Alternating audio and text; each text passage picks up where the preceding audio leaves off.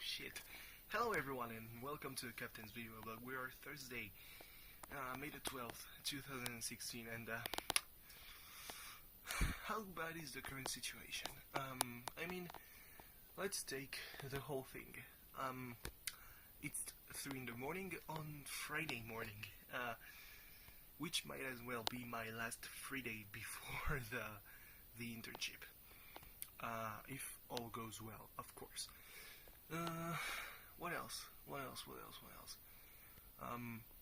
I'm in my bed, which is a good thing, but I need to wake up around 5:30, 6 if I'm able to, move my ass pretty fast,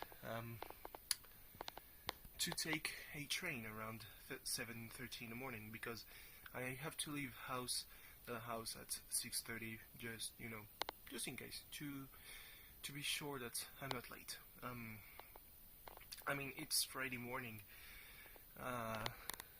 What do you expect at 7:30? Maybe a lot of people, because the closest town with a station may only have 40,000 people. It's still 40,000 people with possibility of 10 to 20,000 more people who come and work in that town, and with job hours starting around 8, 9. Yeah, that could be bad. So I also have to talk to my brother-in-law about the tickets, because if I'm taking the train that early to go to Marseille and pick up the tickets for the French Cup final. So I have to talk to him, because there was a lack of communication on a little matter, being the return to here. The little lack of communication being on the subject of the last train from Paris to Toulouse, which would be it's already pretty bad in itself to have to go to Toulouse. Leaves at 10:50 in the evening. 10:50 in the evening isn't bad. For any kind of match, it wouldn't be bad if it was in Marseille, though, because this time it's in Paris, at Stade de France, in Saint-Denis. The station is the Montparnasse station. Being at around 30-40 minutes in train, the light rail, subway, underground, I don't know, call it what you want. The problem being that 10:50 is the hour the train leaves, and might be the hour of the final whistle of the match. So where's the problem in leaving at the beginning of the second half? Well, as I said, the stadium is the Stade de France. Therefore, it's not the usual match. The security, I don't think that the security would allow you to leave the match around halftime. It's kind of dumb, because if Marseille is already trailing by like 4 goals at halftime, what else is there to do? So I have to convince them, because apparently he doesn't want to sleep in Paris. Problem being, the last train leaves around midnight, something like that.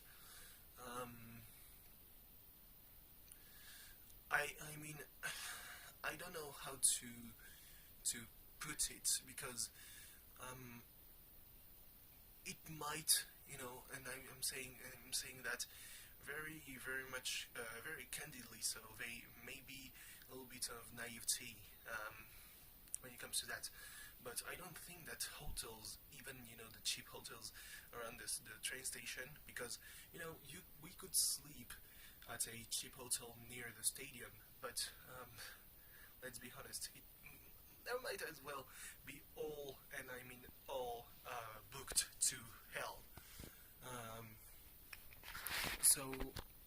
And because the earliest train leaves at 6:40, 50, yeah.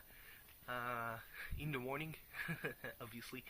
I'd like to book, the train tickets as soon as possible. And just in case, just not to be late, the better would be to sleep near the station. So I'd reckon we should maybe, check in at the hotel before going to the stadium. Then again, I'm not sure that it's possible. I might have to make some calls just to know, just to be sure. That's going to be very complicated. I should have done that way earlier, but way earlier there was still the thing about I don't really want to take the tickets with the train and the transportation because I want to go from here and not have to go to Marseille on the same morning and all that kind of shit. Then again, now it seems pretty, it seems pretty mandatory that we need to go there. I think that the Federation has opened the ticket sales yesterday. Kind of this morning, if we take into account that it's supposed to be Thursday's video blog. But I already had my tickets by then, so kind of useless. But yeah, essentially I have to convince my brother-in-law to sleep in Paris, otherwise I need to convince someone else to come to Paris with me. And I have friends who might be interested. Not sure those friends would enjoy being in the middle of Marseille fans. I have a friend who might as well be hella interested in being among Marseille fans. If my brother-in-law is not okay, I'll ask my friend. Yeah. So, wow, I'm already running low on space. This took way too much time. What else could I talk about? There was the second semi-final of the Eurovision song contest, and the acts. I don't know what's going on this year, but seems to be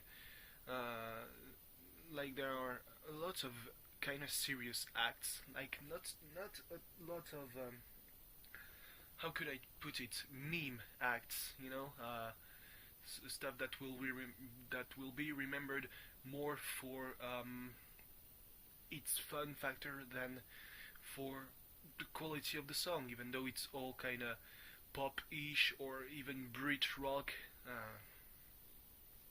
or it's all kind of generic, but there might be some good songs. Belgium, I was when they revealed who was qualified, and at the 9th they took so much time, to reveal who was the 10th. I was really worried for Belgium because,